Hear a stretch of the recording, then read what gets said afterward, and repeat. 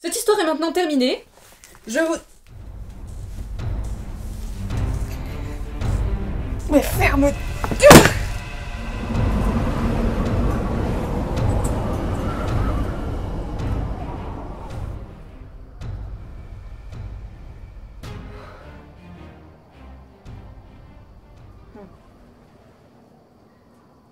Non mais je comprends pourquoi il voulait me montrer cette histoire. Il y a un petit lien, je crois qu'il a buté sur un mot en fait. Mais c'est quand même intéressant comme histoire. Je vais replacer un petit peu le contexte. Après la Première Guerre mondiale, nombre de militaires britanniques sont partis dans leur propriété terrienne de l'ouest de l'Australie pour passer une retraite bien méritée, les doigts de pied en éventail, pour se la couler douce quoi. Seulement, après 1929, le krach boursier s'est fait ressentir sur le monde entier. Du coup, l'État australien a demandé aux paysans d'étendre leurs champs de blé pour faire face à la crise qui allait venir, en leur promettant une petite compensation financière pour leur effort. Bon, compensation financière qui finalement n'arrivera jamais, mais c'est pas le sujet. Donc du coup, les paysans, très volontaires, ont étendu leurs terres. Et pour faire face à l'été austral, en fait, il fait très très chaud, hein, là-bas, voilà, il fait très très chaud, donc du coup, c'est pas très bon pour le blé. Donc, ils ont mis de grandes réserves d'eau. Intelligent? Ouais. Seulement, ils n'ont pas été les seuls à trouver que c'était une très très bonne idée. Du coup, une énorme population d'autochtones qui passaient par là avec leur migration post-saison des amours, finalement ils se sont arrêtés là, ils se sont dit que c'était super confortable, hein, un nouvel Éden avec des champs de blé à perte de vue, des réserves d'eau jusqu'à plus soif, le gîte et le couvert gratuit. Parfait. Ouais. Du coup, une population de 20 000 émeux, donc oiseau pour lequel le gène BMP4 ne s'est pas activé, voilà le lien. Eh bien, ils se sont installés là. Seulement un émeu, c'est pas très amical, c'est pas très délicat non plus. Hein. Du coup, ils creusaient le sol avec leurs pattes, ils attaquaient les paysans, ils les terrorisaient, ils couchaient le blé, c'était vraiment un désastre, un désastre. Alors pour ceux qui verraient pas quand même ce que c'est qu'un émeu, voici une petite remise à niveau. L'émeu est la seule espèce encore vivante de la famille des dromaeidés. Il est, par sa taille, le deuxième plus grand oiseau du monde, le premier étant l'autruche. Il peut courir jusqu'à 55 km/h au besoin. Sur ses grandes et puissantes pattes, cet oiseau est terrestre puisque ses ailes rudimentaires ne lui permettent pas de voler. Il est aussi endémique que le kangourou en Australie et apparaît d'ailleurs sur leur emblème. Les gars, c'est quoi ces images? Non, sans déconner, c'est censé être un animal hyper dangereux, hyper agressif. Non mais ils sont ridicules là. Bon, revenons à l'Australie. Donc cette situation avec les émeux était insupportable pour les paysans, et du coup le gouvernement en a été mis au courant par les militaires qui étaient sur place. Du coup il a décidé, et plus précisément Pierce, le ministre de la Défense... Ministre de la Défense? Ouais. Le ministre de la Défense a décidé de prendre des mesures radicales pour pallier à cette situation. Du coup, une task force spéciale a été créée en octobre 1932 pour résoudre ce problème. Bon les gars, nous voilà repartis dans une nouvelle guerre. Nous devons infliger dès le début de lourdes pertes à l'ennemi. Ce soir, je veux 100 pots d'émeux. C'est stratégique, mais c'est aussi pour faire des chapeaux. J'aime bien les chapeaux. Bref, je veux des idées tout de suite pour éradiquer immédiatement l'ennemi. Les barrières. Ouais, ça peut être vachement bien, ou alors simplement on les mitraille, c'est tout. Ok, allez chercher les mitrailleuses, ce soir, on bouffe du poulet géant. Seulement, la guerre fut retardée. En effet, il y eut des pluies diluviennes. Ça commence bien. Les émeux s'étaient dispersés. Impossible de les avoir.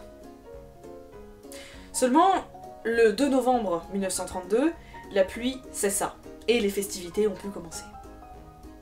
La task force, ce jour-là, aperçoit un groupe de 50 émeux. Seulement, les soldats se rendent vite compte qu'ils sont trop loin, ils sont hors de portée. Plus tard, on tendit une embuscade pour rabattre les oiseaux vers les militaires, seulement au premier coup de feu, les émeux répondent par une audacieuse stratégie de dispersion. Ils se dispersent en plein de petits groupes, impossible de les avoir. Ce jour-là, peut-être une douzaine d'oiseaux ont été abattus. À peine. Le 4 novembre, 1000 émeux sont pris dans une nouvelle embuscade par le major Meredith. Cette fois, les militaires vérifient qu'ils sont à portée de tir. Tout va bien. Mais la mitrailleuse s'enraye et ne permettra d'abattre que 12 oiseaux.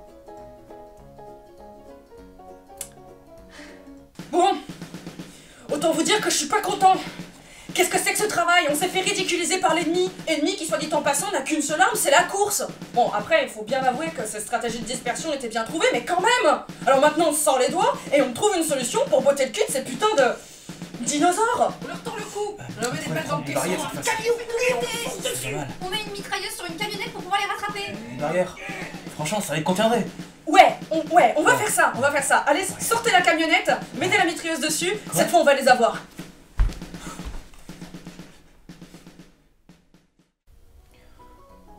Mettre une mitrailleuse sur une camionnette? Ouais, pourquoi pas? Ça peut sembler être une bonne idée, hein. Seulement une camionnette c'est beaucoup moins maniable qu'un oiseau terrestre de 2 mètres. Et ça prend moins bien les virages. Du coup ils n'arrivaient pas à les rattraper, et de toute façon l'artilleur qui était là et qui était censé tirer n'arrivait pas à viser. À cause des secousses. Bah non. Fausse bonne idée. 6 jours après le début des hostilités, le bilan était assez mitigé. Hein. Certains disaient que 50 émeux seulement avaient été abattus, d'autres disaient 500. On savait pas trop. Ça n'a pas empêché le major Meredith d'annoncer fièrement qu'aucune perte n'avait été à déplorer dans ses rangs.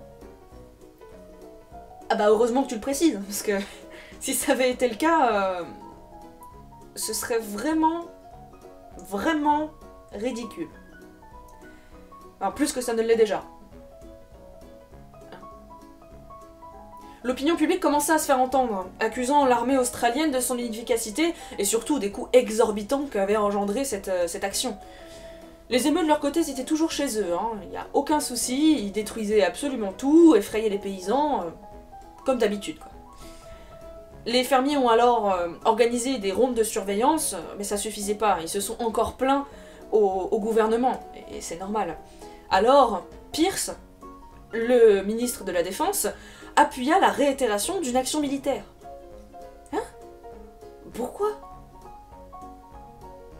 Pourquoi? Et le gouvernement lui donna raison. Bilan de ce second round? 986 oiseaux tués pour 9860 balles tirées. Ouais, c'était bien en deçà des résultats escomptés, hein. Et c'est sur cet échec que la mission prit fin. Vous êtes des merdes. Vous devriez avoir honte. On n'a pas réussi à atteindre les objectifs, et maintenant, bah, paraît-il qu'on coûte trop cher pour trop peu de résultats. On nous demande de retirer les trous, putain. Merde. On pourrait plus utiliser les barrières. Quoi?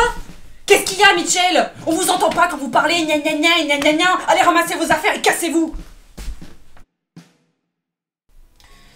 Les journaux locaux dénoncèrent cette guerre barbare, cette farce ridicule, ce crime de masse contre une population animale. Le sénateur Guthrick, un sénateur, demanda à ce qu'on employât des méthodes plus humaines.